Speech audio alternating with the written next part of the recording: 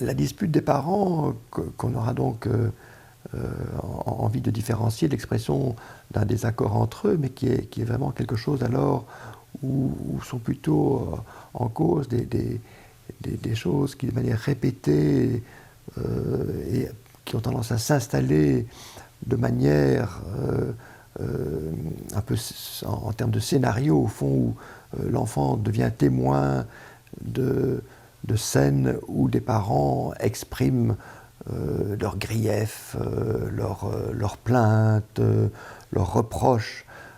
avec virulence, éventuellement avec une certaine violence, soit une violence verbale, mais parfois aussi avec une certaine violence au niveau matériel, des choses qui volent, éventuellement même parfois certaines violences physiques qui peuvent survenir. Les enfants qui sont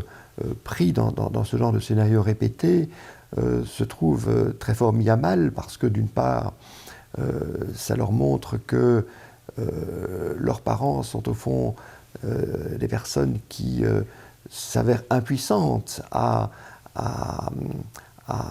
évoluer, à pouvoir un tant soit peu modifier leur manière de sentir ou de vivre les choses, que pour laisser une place à la manière de vivre et de sentir de l'autre, se montrent finalement peu ouverts à la différence, peu respectueux de la vitalité et des valeurs de l'autre. Je pense qu'il y a là quelque chose d'une déception quand même très très importante par rapport à l'enfant. Il y a également toutes les dimensions de peur qu'il peut avoir par rapport à la violence qu'il ressent entre ses parents, dont il peut craindre qu'elle ne débouche sur quelque chose de véritablement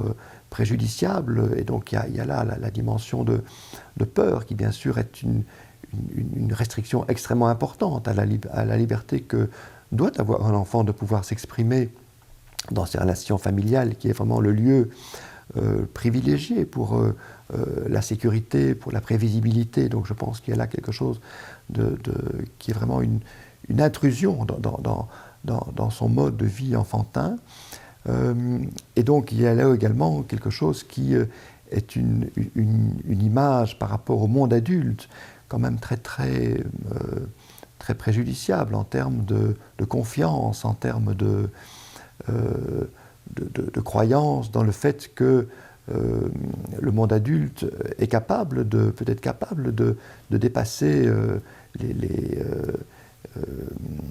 l'envie de faire prévaloir à tout prix ses propres besoins personnels sans tenir compte de ceux des autres. Je pense qu'il y a là quelque chose qui, pour un enfant, sont des expériences qui éventuellement peuvent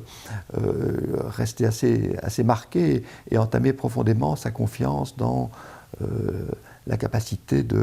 d'établir des relations qui à la fois respectent ce qu'on est soi et peuvent également apporter la richesse de ce qu'est l'autre.